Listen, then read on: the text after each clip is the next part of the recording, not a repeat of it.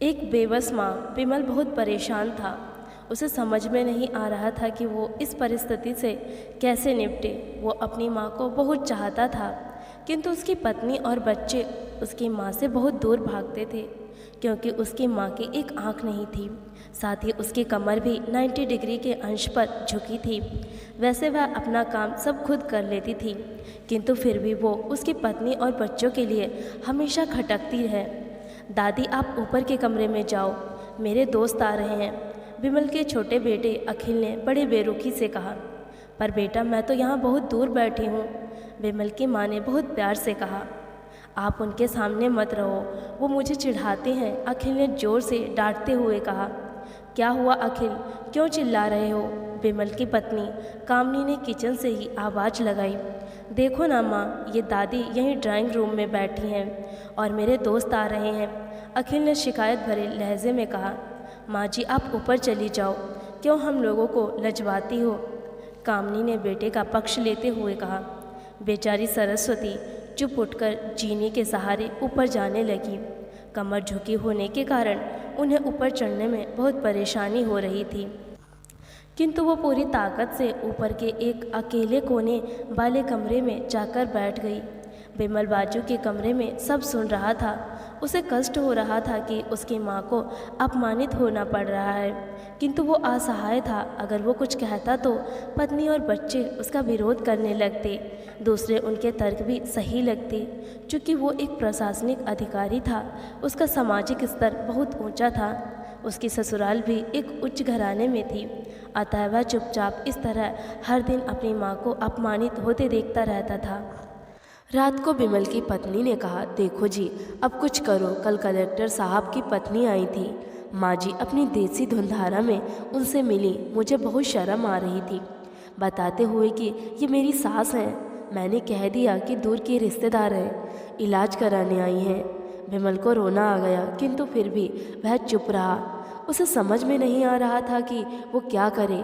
अपने बेटे की मन स्थिति को सरस्वती अच्छी तरह से जानती थी और बेटे को कोई कष्ट ना हो, इसलिए वो हर बात चुपचाप सह लेती थी।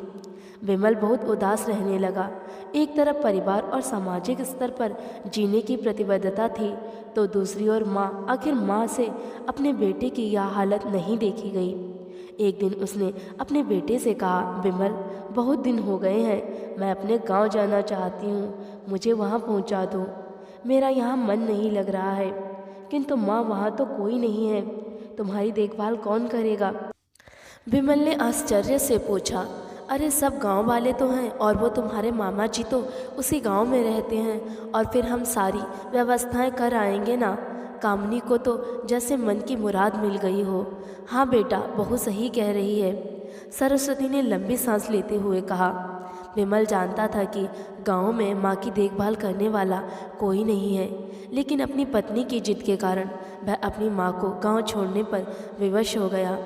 माँ को गांव छोड़कर आते वक्त उसे रोना आ रहा था तथा अपनी बेबसी पर गुस्सा भी आ रहा था, किंतु परिवार, पत्नी और समाज ने उसके इन मनोभावों को दबा दिया और वो सुकून सा महसूस करने लगा।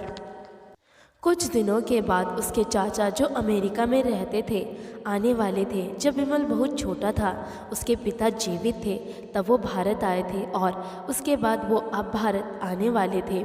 पूरा परिवार और आस पड़ोस बहुत उत्साहित था।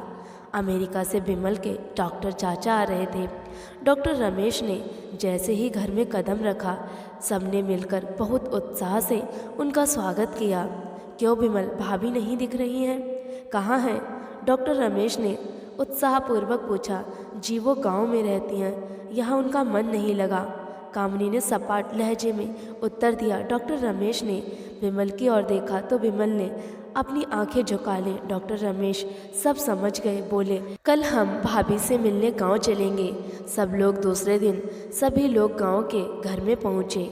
देखा कि सरस्वती को बहुत तेज बुखार है और वो पलंग पर असहाय पड़ी है। डॉक्टर रमेश दौड़कर सरस्वती के पास गए, उनके पैर छूकर रोने लगे। सरस्वती की ये हालत उनकी कल्पना से परी थी। वाह बेटा विमल, तूने तो नाम उजागर कर दिया।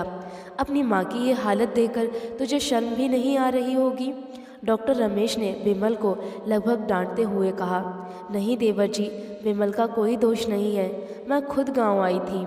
सरस्वती ने अपने बेटे का बचाव किया। मुझे सब पता चल गया है भाभी, आप चुप रहो। क्यों बहू, तुम्हें अपनी सास की कुरूपता पसंद नहीं है? समाज में तुम्हें नीचा देखना पड़ता है ना? डॉक्टर रमेश ने कामिनी की ओर व्यंग से देखा। कामिनी ने निरुत्तर होकर विमल को देखने लगी। आज तुम जिस सामाजिक स्तर पर हो वो इन्हीं की संघर्षों की देन है।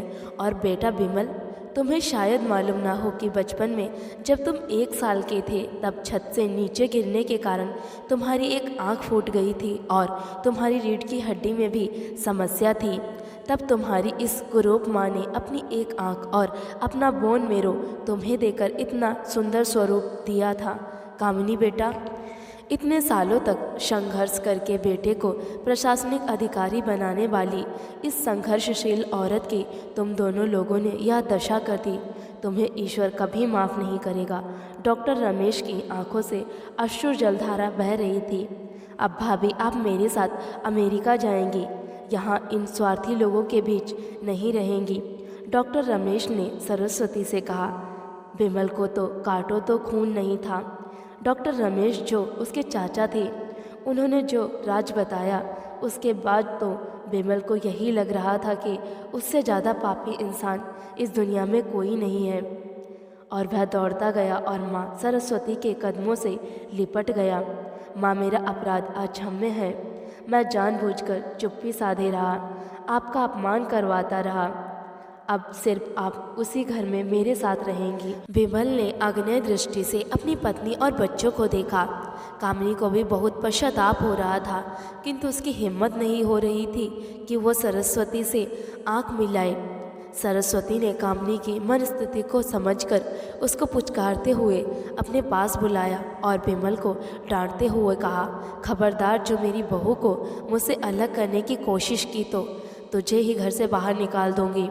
कामिनी और बच्चों ने सरस्वती के पैर पकड़ते हुए अपने व्यवहार पर माफ़ी मांगी और माँ के हृदय ने सबको माफ़ कर दिया। शुक्रिया।